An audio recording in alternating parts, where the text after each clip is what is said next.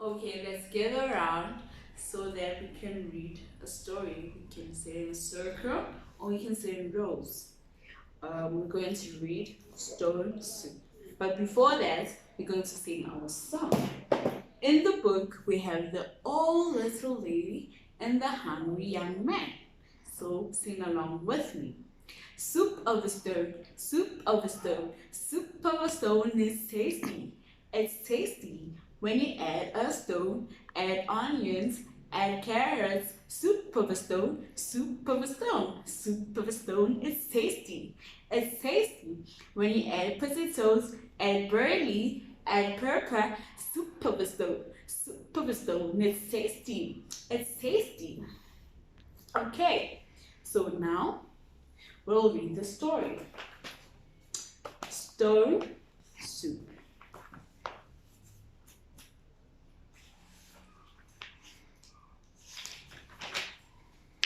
A young man was walking. He walked and he walked. He walked all night. He walked all day. He was tired. He was hungry. At last, he came to a big house. What a fine house, he said. There will be plenty of food here for me. He knocked on the door. A little old lady opened it. Good day, lady, said the young man.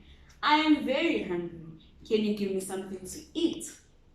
I have nothing to give you, said the little old lady. I have nothing in the house. I have nothing in the garden.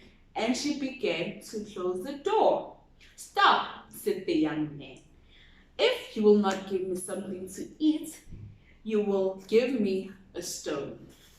So there we can see the young man walking to the house, and here we have our little old lady.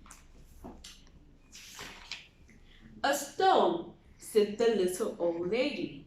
What will you do with the stone? You cannot eat a stone. Ah, said the young man, I can make a soup from a stone. Now the little old lady had never heard of that. Make a soup from a stone? Fancy that. There are stones in the road, said the little old lady. The young man picked a round grey stone. This will make a wonderful soup, he said. Now get me a pot. The little old lady got a pot. Fill the pot with water, put it on fire, said the young man. The little old lady did as she told. As soon as the water was bubbling in the pot, the young man put the round grey stone into the pot. Now we will wait for the stone to cook into soup, he said. The pot bubbled and bubbled. After a while, the little old lady said, this soup is cooking fast. Is it cooking fast now? Said the hungry young man. But it would cook faster with some onions. So the little old lady went into the garden to get some yellow onions. Into the pot went the yellow onions with the round grey stone. Soup from a stone, said the little old lady. Fancy that, the pot bubbled and bubbled. After a while, the little old lady said, this soup smells good. It smells good now, said the young man, but it will smell better with some carrots. So the little old lady went out to the gardens and pulled all carrots she could carry. Into the pot went the long thin carrots with the yellow onions and the round grey stone. Soup from a stone, said the little old lady. Fancy that. The pot bubbled and bubbled. As we can see, those are the carrots, those are the onions, the water, they are bubbling on the stove. After a while, the little old lady said, this soup tastes good. It tastes good now, said the hungry young man, but it will taste better with beef bones. So the little old lady went to get some beef bones. Into the pot went the juicy beef bones, the long thin carrots, the yellow onions, and the round grey stone. Soup from from a stone, said the little old lady. Fancy that. The pot bubbled and bubbled. So those are the beef juicy meats. After a while, the little old lady said, "This soup is fit for a prince." "Is it fit for a prince now?" said the hungry young man. "But it will be fit for a king, with a bit of pepper and a handful of salt." So the little old lady got some pepper and the salt. Into the pot went the bit of pepper, the handful of salt, the juicy beef bones, the long thin carrots, the yellow onions, and the round grey stone. "Soup from a stone," said the old little lady. Fancy that. The pot bubbled and bubbled. So we can see the pot bubbling with the pepper, the salt, the onions, the carrot, and our bones. After a while, the little old lady said, "This soup is too thin." "Is it too thin now?" said the little young man. "But it would be nice and thick with some butter and bread." So the little old lady went to get some butter and bread.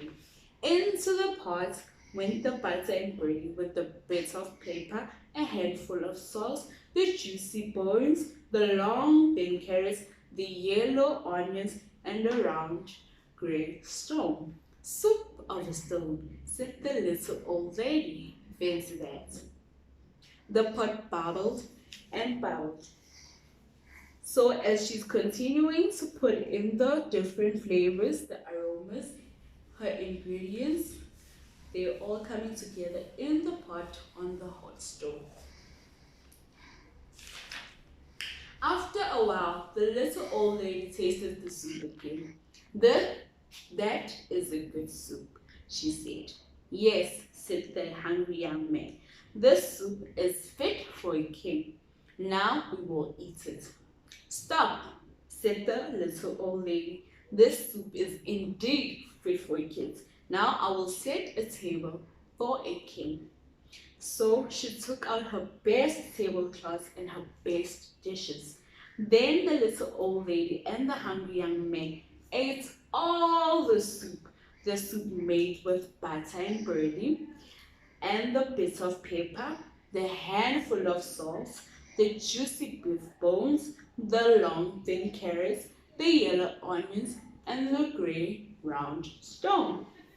Well, as we can see now, the tablecloth, the soup, and the plates for the young man and the old little lady.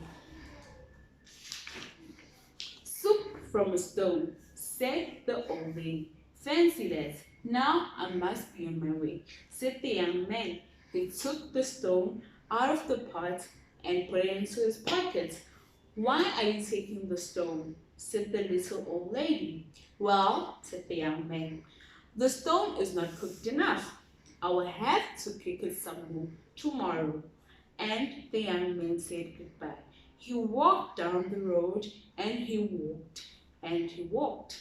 "What a fine supper I'll have for tomorrow," he said to himself. "Soup from a stone."